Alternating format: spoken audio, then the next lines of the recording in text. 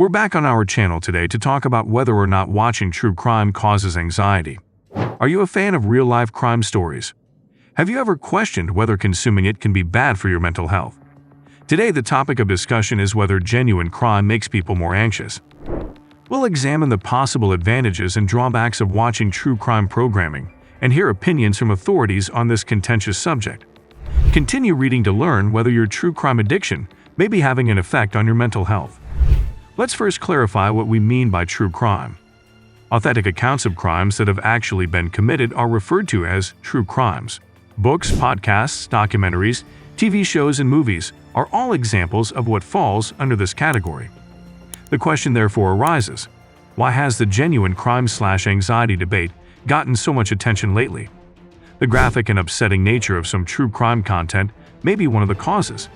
These narratives frequently contain graphic depictions of pain, violence, and death, which may be upsetting to some readers and cause them to experience worry, tension, or even trauma. Additionally, as true crime shows frequently present worst-case situations, they may contribute to an environment where dread and paranoia are more likely to persist.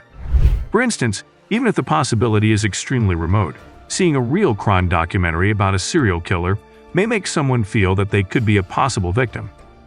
Dr. Jane Smith, a clinical psychologist, helped us better comprehend this subject throughout our conversation. Even while it might be humorous and instructive, Dr. Smith contends that we should consider the emotional reactions we have to actual crime. In particular, among people who are already prone to anxiety, consuming too much actual crime content might cause increased worry and paranoia. What does the science have to say about the effect of true crime media on mental health?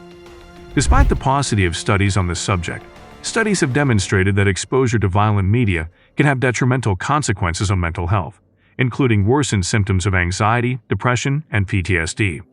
It's crucial to remember that these studies frequently pay more attention to fictitious violence than non-fictional violence, such as genuine crime material. Even though watching true crime videos has the potential to be harmful to mental health, it's crucial to remember that not everyone who watches them will suffer these bad consequences.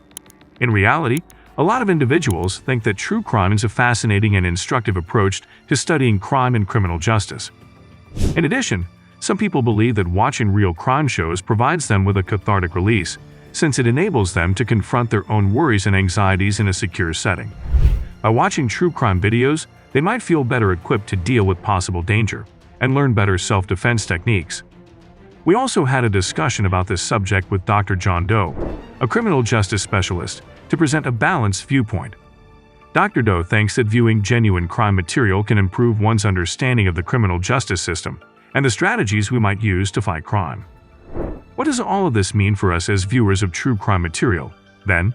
At the end of the day, it's up to each person to decide how much genuine crime content they feel comfortable viewing and to pay attention to their emotional responses. To handle any potential negative consequences, it's also crucial to take pauses from actual crime content and practice self-care. Exercise, meditation, spending time with loved ones, and cultivating gratitude are a few self-care techniques that can help manage anxiety and stress. Furthermore, if you are feeling a lot of fear or sadness as a result of watching true crime videos, it might be beneficial to get support from a mental health expert.